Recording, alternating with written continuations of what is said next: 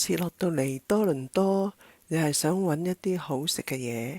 咁呢個商場呢，我哋以前嚟過呢度呢，係一個茶餐廳嚟嘅。咁但係呢，而家佢裝修過，做咗另外一啲咁川菜嘅形式啦。咁我哋就入嚟試下啦。咁睇下有咩好食啦。咁掃描一下呢，就慢慢睇個 menu 啦。睇咗之後呢，就揀咗3個餸啦。咁我哋揀嘅3個餸裏邊呢，其中有一個呢係令我意想唔到咁好食嘅。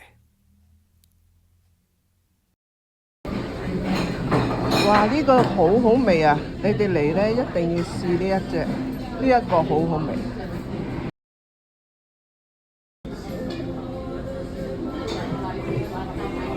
睇個樣好好食，我食完之後話俾你聽好唔好食。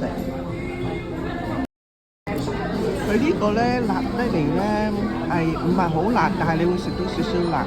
但係呢，佢呢個茄子呢，佢炸得嚟外邊好乾脆，但係裏邊呢係好軟熟，好有汁好有味嘅。所以呢個係好正好正，我好建議你哋嚟到呢試呢3個餸，呢3個餸都係我嘅 favourite，非常之好味。